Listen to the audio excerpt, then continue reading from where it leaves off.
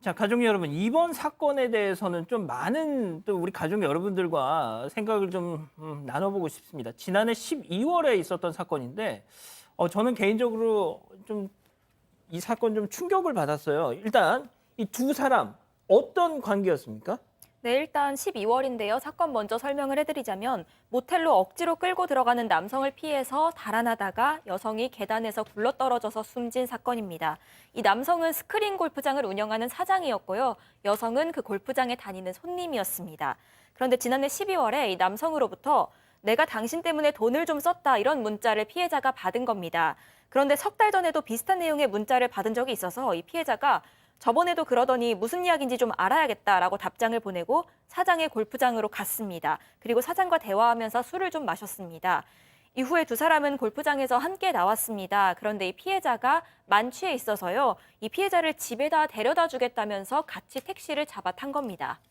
자, 그런데 문제는 저 택시의 행선지가 저 여성 피해자의 집이 아니었던 거잖아요. 그렇습니다. 이 술을 취했으면 당연히 집에 데려다 줘야 되는데 이 가해자가 지금 음흉할 마음을 먹었어요. 이 차가 택시를 어디로 갔냐면 모델촌에 있는 한 모델로 간 겁니다. 모델에 된 다음에 모텔로 갔는데요. 모텔에서 여성을 내려서 강제로 끌고 모텔 안으로 들어갔던 거예요. 근데 여성은 안 따라가려고 현관 문잡이 있죠. 그걸 자꾸 버티다가 길가로 도망을 갔습니다. 다행히. 그럼 놔둬야 되는데 또 쫓아왔어요. 쫓아와가지고 다시 또 끌고 모텔로 가는 모습이 다행히 CCTV에 찍혔던 거죠.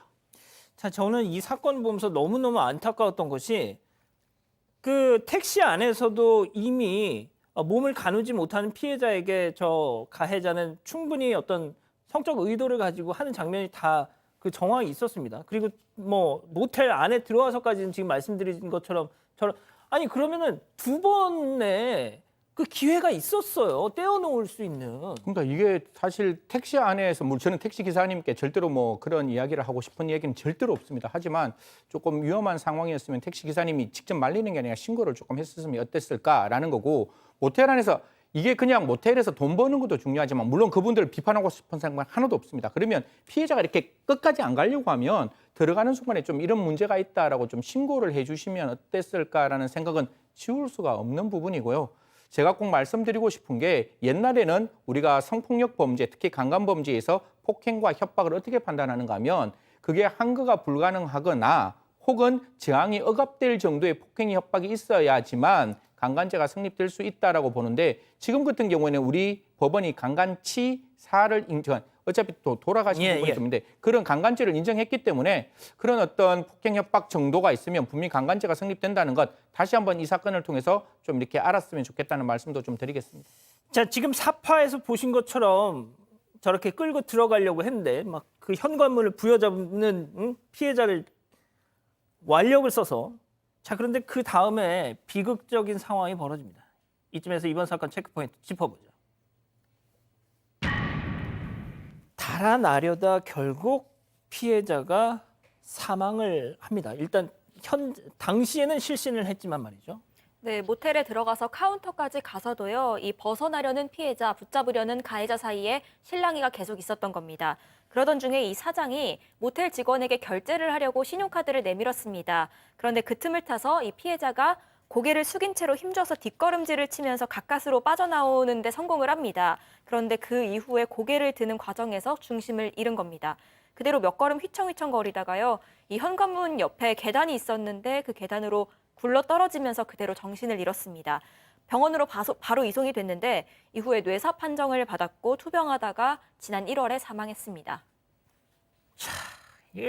그래서 저 가해자는 어떤 혐의가 적용이 된 겁니까? 자, 지금? 강간의 기회에 강간해서 죽이려고 한 건 아닌데 결과론적으로 사망의 결과가 발생했습니다. 강간 치사가 될 수 있고요. 택시에서 안 보내주거나 이런 부분 감금을 하려고 했는데 사망의 결과 감금 치사. 또 그리고 술 취한 여성한테 추행을 했습니다. 준강제 추행죄, 이 범죄들이 이제 성립할 수 있는데 1심에서는 이 모든 것을 인정을 했습니다. 특히 피해자가 구토하는 등 만취 상태라는 걸 알면서도, 피고인이 잘 알면서도 또 자신한테 벗어나려고 몇 번을 시도하는 중에 사고가 발생할 수 있다는 것은 피고인도 아마 알고 있었는 것 같다. 고의가 있다고 보고 그 고의를 인정해가지고 지금 징역 10년이 1심에서 선고가 됐습니다. 자, 그런데 일단 1심 뭐 얘기를 하기 전에 제가 조금 더 말씀드리고 싶은 것이 이 가해자가 얼마나 참 정말 끔찍하냔 말이죠. 그 계단에서 그 사파 다시 한번 보여주실래요? 예. 저 상태에서 그 계단을 내려와서 쓰러져 있는 저 여성을 추행했답니다. 이게 사람입니까? 그러니까요. 이 부분이 정말 아연실색을 할 수밖에 없는 것이고 방금 우리 변호사님께서 정말 설명 잘 주셨는데 그래서 법원도 모든 범죄를 다 인정했는가요? 강간이 미수에 그쳤지만 그 강간의 과정에서 피해자가 사망했기 때문에 강간치사를 인정했는 것이고 그리고 그만큼 도망가려고 하는 피해자를 끝끝내 잡아가지고 피해자가 사망에 이르게 되었기 때문에 강금치사가 인정되었는 것이고 그 택시간 안에서 정말 몹쓸 짓을 했잖아요. 그래서 그게 중강제 추행까지 인정되었는데 이제 형량이 10년이다 보니까 혹시 시청자 여러분 강제추행의 법정형이 10년 이하의 형이거든요. 그러면 강제추행 하나만 하더라도 그냥 형법상 10년 이하의 징역인데 그 10년 정도밖에 나오지 않았다. 사람이 사망했음에도 불구하고 형이 이렇게밖에 나오지 않았기 때문에 국민들께서는 공분하시는 거고 제가 언제나 패널로 나올 때마다 고민하는 것 중에 하나가 사람이 사망한 사건은 검찰도 법원도 좀 신중하게 보셔야 돼요. 전 지구상의 어떠한 가치와 이념보다 높은 그 사람, 그 분이 유명을 달리하게 되었다면 좀 법원이 이런 부분에 있어서 좀 피해자의 시각에서 피해자의 입장에서 좀 생각하는 것도 필요하지 않을까 그렇게 말씀드리겠습니다. 자, 제가 이거 오늘 그 유족께서 이 방송을 보고 계시면 저희한테 연락을 좀 주셨으면 좋겠어요. 제가 좀 여쭤보고 싶은 게 좀 많습니다. 자, 박 변호사님. 네. 그런데 항소심이 시작이 되니까 네. 이 가해자가 1심에서 인정했던 이 피고인이 1심에서 인정했던 혐의들을 부인하고 있다면서요? 10년 다 혐의가 인정돼서 징역 10년이 됐는데 2심은 쌍방이 지금 항소해서 2심이 지금 진행 중입니다. 여기서는 지금 모든 범죄 사실을 지금 부인하고 있는 상황이고요.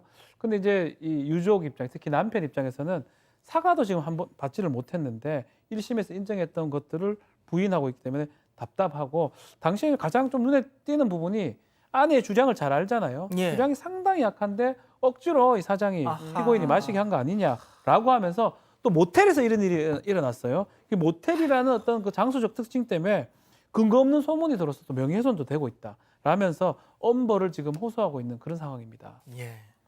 제가 좀 더 알아봤더니 이 남편분하고 이 피고인하고 서로 아는 사이랍니다. 예? 그러니까 자기 지인의 부인을 범하려고 했던 진짜 나쁜 인간이에요. 예? 그런데 사과도 않고 1심에서 인정됐던 혐의도 이제 항소심에서는 또 부인하고 있다는 겁니다. 야, 이거 진짜 참 어쩜 좋습니까? 그리고 지금 이 남편분께서도 얘기하신 것처럼 제가 이 기사에 달린 댓글을 봤더니 또 역시나 2차 가해에 비슷한 댓글들이 있어요. 이 사건 장소가 저런 데다 보니까 아이 뭐 저거 했겠지 이런 얘기들 진짜 안 하셨으면 좋겠습니다.